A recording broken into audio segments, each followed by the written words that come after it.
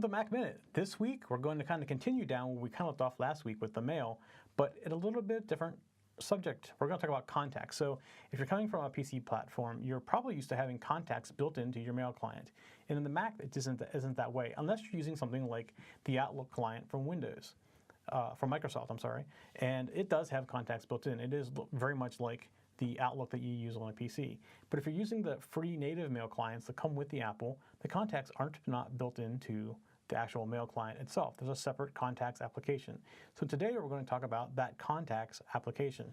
So it looks like at the bottom has an @ sign on it, and it looks like a phone book or a tabbed book. And that's your contacts down at the bottom right here.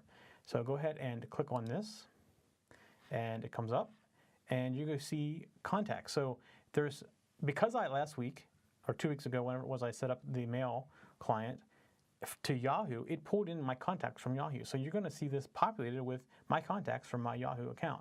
And it will also populate if you use Exchange as a mail connector inside of Mail. So it still works very similar as far as sharing the same data, it's in a separate program. So very basically, it's all the contacts that are on my Mac, which I only have one, the Mac Minute contact, which is me. And you can actually see it's the default one because it has the Apple phone number right here and the Apple logo and their address as well. But if I go look at my Yahoo, you'll see all my Yahoo contacts come up. And I can scroll through these and I get all my Yahoo contacts. Now, if I go click on, say I had an Exchange on here, which I could do to demonstrate this, I could click on all contacts and I would see all my address books from all my mail locations and my Mac all combined in one big list, which makes it easy to find things. So getting around in the mail client, or in the contacts client, is very easy. Click on the plus sign, obviously, to add a new contact. And you see right over here, it's asking you for information. First name, last name. If they're company related, you can actually put in a photo for them and their mobile, their home, and you can change these to be other different phone numbers as well.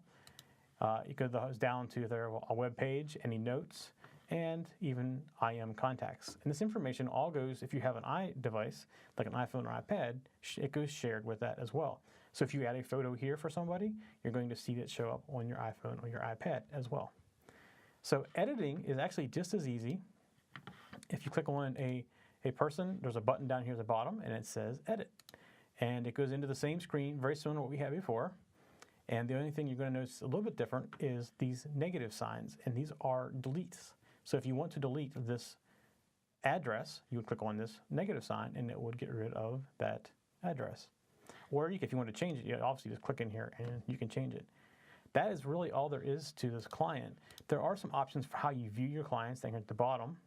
So this is no sidebar, so you don't see if you're like in all contacts all the time, you can turn off that sidebar just like that. And if you want just the details of one person, you can just click on it just like that. The other thing is, you'll notice down here, if you want to forward somebody's contact information, there is a share current card, and you can either email it, message it, or airdrop it. And then we'll talk about airdrop in another episode completely, because that's a feature of a lot of the new Macs, but the older Macs don't have them. So we will talk about airdrop. But you could do either one. Typically, you email a contact to somebody. Somebody needs information, and you email it to them. And that's how quickly you can do that. That really is all there is to using contacts. It's confusing to some people because it's not in Mail. They get into the Mail client and they can't find it. And the Mail client does use these contacts. As you start typing somebody's name, it will populate it on the screen. That's how you get it out of the contacts program. All right, that's it for Mac Minute this week. We'll see you next week.